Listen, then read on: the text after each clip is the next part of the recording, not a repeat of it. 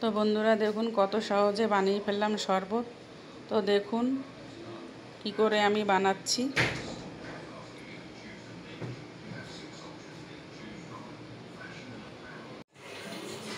এই যে এখানে আমি 1 লিটার দুধ গরম করছি। এখানে আমি 2 চামচ কর্নফ্লাওয়ার নিয়েছি। এটা সঙ্গে সঙ্গে দুধের মধ্যে দিয়ে দিতে হবে আর সাথে সাথেই নাড়াতে হবে, না নাড়ালে একসঙ্গে দলা হয়ে যাবে। এবার এইটাই দুধটা একটু গাঢ় হয়ে যাবে। এই যে দেখুন এবার দুধটা একটু গাঢ় হয়ে গেছে। এখন এটা আমি ঠান্ডা করতে রাখবো। আমি 100 গ্রাম সাবু ভিজেই রেখে দিয়েছিলাম। এখন এই সাবুটা আমি ভাপাতে রাখবো। এই যে এখানে কড়াই বসিয়ে দিয়েছি আর কড়াইতে জল আর মাঝখানে একটা বাটি দিয়ে দিয়েছি। ওর উপরে আমি সাবুটা দিয়ে দিলাম, উপর থেকে একটা ঢাকনা দিয়ে দিলাম। এই দেখুন সাবুগুলো একদম আলাদা আলাদা হয়ে যায়, একটার সাথে একটা মিশবে না। এই দেখুন এইভাবে ভিজিয়ে ভাপাই নিলে একটার সাথে একটা মেশে না। এই দেখুন স্প্রিং বলের মতো এরকম হয়ে যাচ্ছে।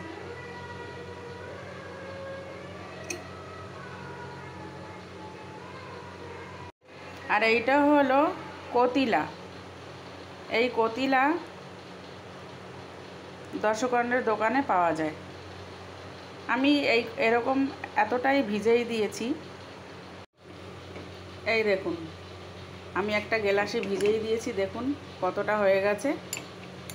এই কতিলায় পেট ঠান্ডা হয়। মানুষের শরীর যদি কড়া হয়ে যায় তাহলে এই কতিলা ভিজিয়ে খেলে শরীর ঠান্ডা হয়। এই সব আমি এখন শরবত বানাবো। এই দেখুন দুধ কি সুন্দর গাঢ় হয়ে গেছে। এখন এই দুধ আমি একটা কাঁচের বাটিতে ঢেলে নেব।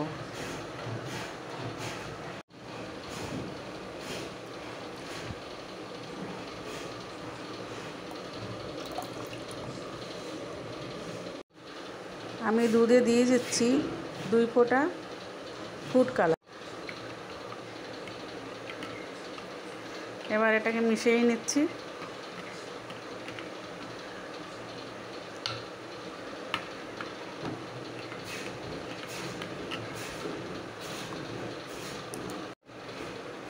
আমি আর 1 ফোঁটা দিয়ে দিয়েছি, কেন কম হয়ে যাচ্ছিল।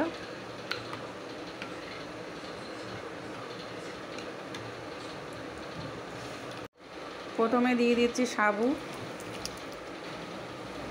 তারপরে দিয়ে দিচ্ছি কতিলা, তারপরে দিয়ে দিচ্ছি বরফ, এখন দিয়ে দিচ্ছি রুয়াবজা।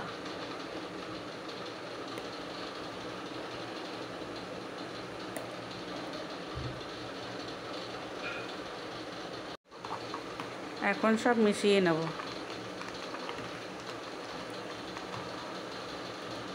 এই যে আমি ঠান্ডাটা বানালাম, ঠান্ডা শরবত, এটা গরমে খেলে খুব শরীর মন সবই ঠান্ডা হবে।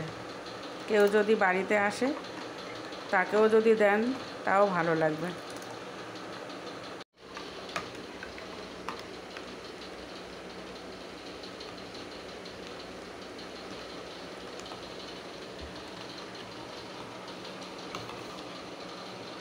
এটা আমি ভুলে গেছিলাম, এটা কাজু বাদাম বাটা, এটাও দিয়ে দিলাম। আমি এই শরবতের মধ্যে দিয়ে দিয়েছি 100 গ্রাম চিনি। আপনারা আপনাদের স্বাদ অনুযায়ী দিয়ে দেবেন।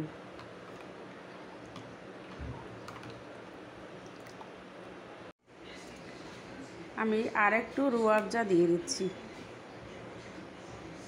বাড়িতে যদি কোনো লোক আসে তাকে তো দেবেনই, রৌদ্রের থেকে আসলে পরে আপনারাও খেয়ে নেবেন।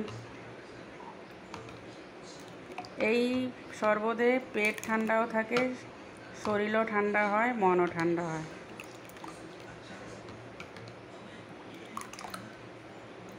তো বন্ধুরা দেখুন কত সহজে বানিয়ে ফেললাম শরবত।